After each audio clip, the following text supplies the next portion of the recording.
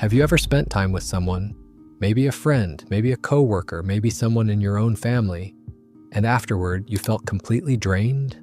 Not bored, not annoyed, drained, like something was physically pulled out of you. That's not in your head. There's a name for what's happening, and once you see the pattern, you'll never unsee it. Some people take your energy without you realizing it.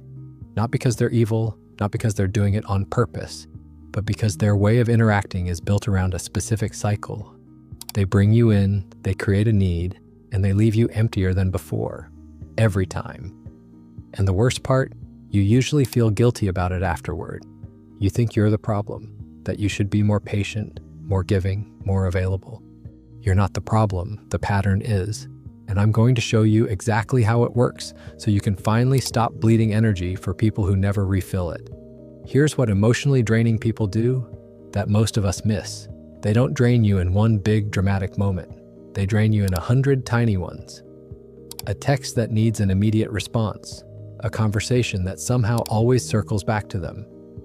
A favor that's small enough to say yes to, but frequent enough to add up.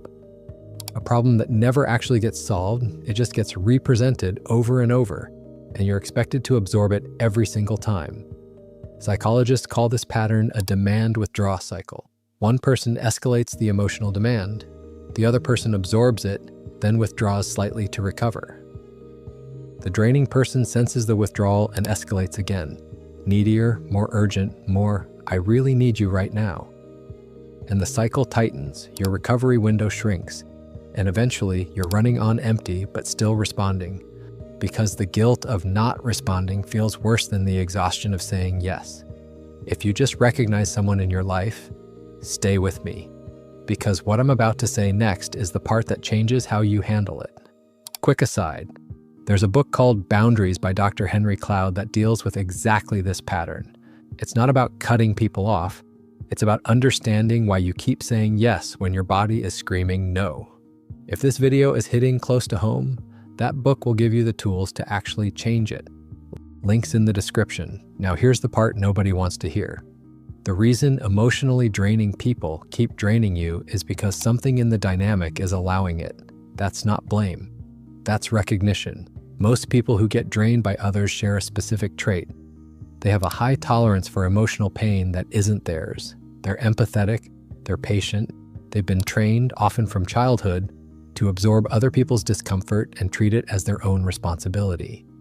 And that trait, which is genuinely a strength, becomes a vulnerability when it meets someone whose pattern is to externalize their emotions onto whoever is willing to hold them.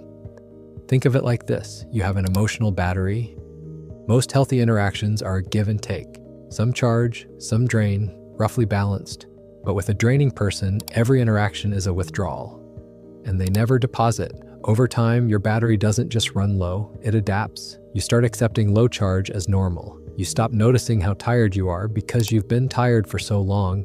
It just feels like your personality. That's not your personality, that's depletion.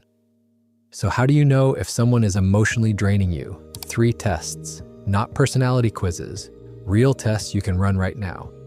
Test 1, think about the last 5 interactions you had with this person. After how many of them did you feel better?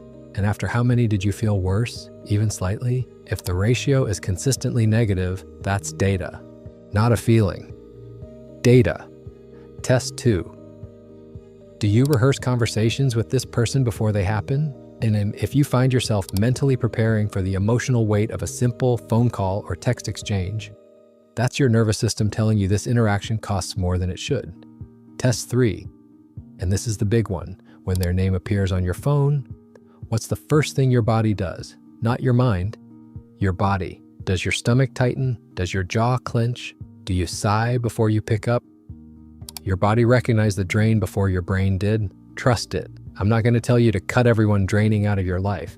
That's not realistic. Some of these people are your parents, your partners, your coworkers. You can't just delete them.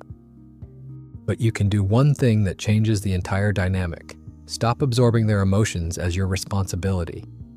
When they bring you their problem for the 15th time, you don't have to solve it. You can say, "That sounds really hard. What are you going to do about it?" That one sentence shifts the weight back, not cruelly, not coldly, just clearly. Because the truth is, Most draining people don't actually want a solution. They want a container. They want someone to hold the emotion so they don't have to. And as long as you keep holding it, they'll keep handing it to you. The boundary isn't about being mean, it's about surviving. If you recognize someone in this video, or if you recognize yourself as the one always holding everyone else's weight, I want you to hear this. Your energy is not infinite, your patience is not infinite, and the fact that you've been giving both without limit doesn't make you generous, it makes you at risk.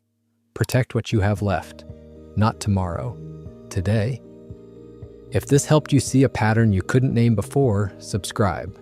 I make videos about the psychology most people don't talk about. And if you want to go deeper on how to set those boundaries, there's another video on screen right now that picks up where this one ends. Take care of yourself. Nobody else is going to do it for you.